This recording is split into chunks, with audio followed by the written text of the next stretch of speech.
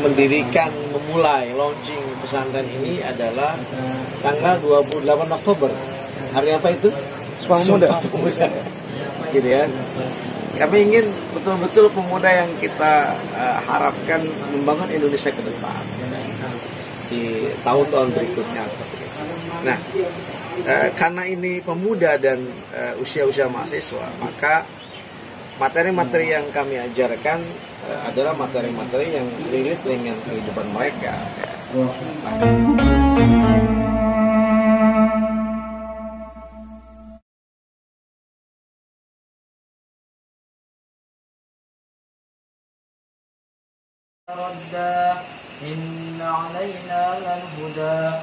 Assalamualaikum warahmatullahi wabarakatuh. Sobat Al-Quran TV, saat ini saya mengunjungi pesantren pemuda masa depan. Pesantren yang didirikan dari Yayasan Cahaya Al-Quran. Tentu saja ini sangat menarik bagi saya karena ini merupakan pesantren yang isinya adalah para pemuda yang tentu saja digembleng dari setiap desa dan dipilih oleh kepala desanya. Di sini dapurnya cukup bersih ya, higienis, dan juga para santri ini masak sendiri di sini. Dan lihat nih, hidangan yang bakal kita santap pada malam ini. Rojab, ini sekarang bulan Rojab, tanggal berapa sekarang? 20. Dipraktekkan dan juga terakhir didakwahkan. Ya, begitu. Al-ilmu saydun wal kitabatu qaidun. Setelah 3 bulan pamannya Abu Thalib itu meninggal, maka itu diapain? Diboikot, diapain? Diboikot itu dikucilkan. Ya, Afrika nggak boleh berdagang, nggak boleh masuk rumahnya. Assalamualaikum warahmatullahi wabarakatuh. Ya, bersama saya Ubay Subani Mukhtar, ya, mendapat amanah pimpinan Pondok Pesantren Pemuda Masa Depan, gitu. Ya. Jadi teman-teman siapapun yang bisa melihat channel ini, nama Pemuda Masa Depan cukup cukup keindonesiaan sekali ya, apalagi tagline-nya itu pemuda membangun Indonesia gitu. Nah, kenapa pesantren ini berdiri dan kenapa diberi nama Pemuda Masa Depan gitu. Begini,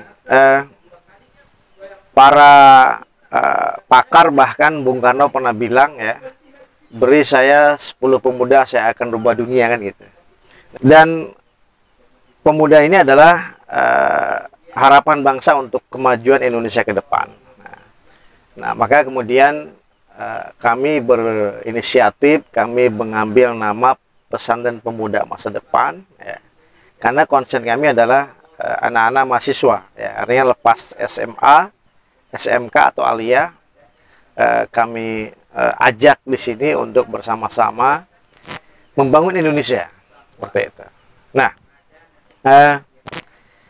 bahkan kami memulai launching pesantren ini adalah tanggal 28 Oktober.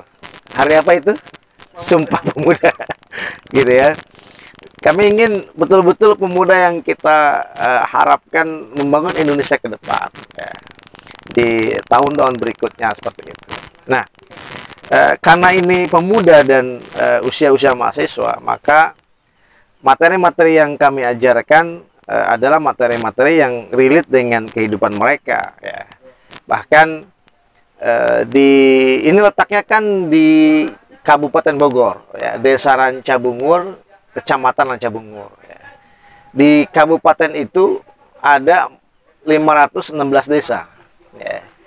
Jadi kalau pesantren ini diisi oleh Kabupaten Bogor saja 516 desa, itu sudah ada 516 santri, gitu. Dan santri-santri ini nanti kita akan gembleng ya materi keagamaan, tahfiz Quran, materi keindonesiaan, ya. Ada materi-materi life skill, ya, public speaking, kemudian nanti kita akan keliling ya Pak Aris ya, ada apa namanya pembesaran ayam, kemudian ada perkebunan, apa namanya sayuran dan lain sebagainya. Dalam waktu dekat ada juga pemeliharaan ikan dan lain sebagainya. Jadi ada life skill. Kemudian juga mereka dibekali ilmu-ilmu komunikasi, ya. Ada public speaking, kemudian jurnalistik dan lain sebagainya, ya.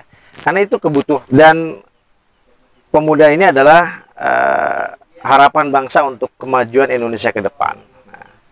Nah, maka kemudian kami berinisiatif, kami mengambil nama Pesantren Pemuda Masa Depan, ya.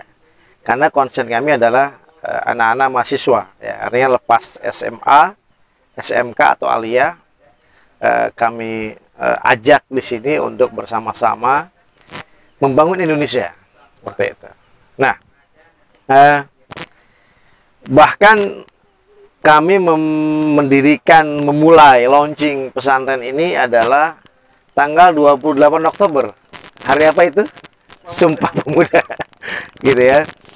Kami ingin betul-betul pemuda yang kita harapkan membangun Indonesia ke depan, ya, di tahun-tahun berikutnya, seperti itu.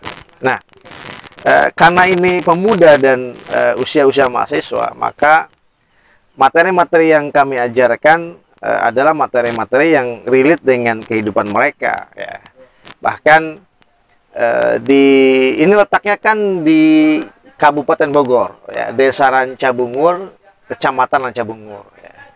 Di kabupaten itu ada 516 desa, ya.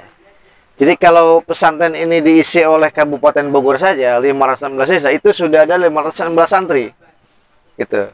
Dan santri-santri ini nanti kita akan gembleng, ya, materi keagamaan, tahfiz Quran, materi keindonesiaan, ya.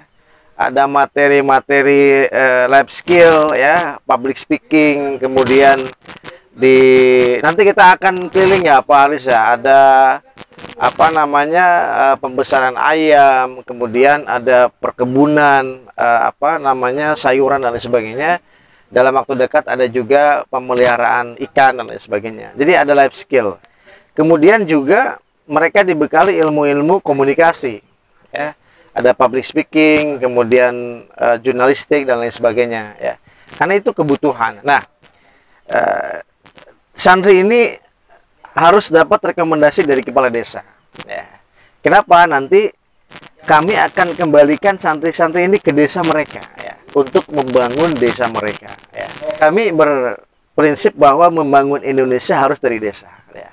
Dari desa untuk Indonesia yang bisa kita bangun bersama mereka, ya, seperti itu. Nah, perlu ada ruangan-ruangan, misalnya gini. Kenapa ini sangat keindonesiaan? Di sana sedang ada belajar, yang mengajarnya adalah Dr. Zahid. Beliau ngajar Sirah Nabawiyah, itu aula, nama aula Bung Tomo, ya.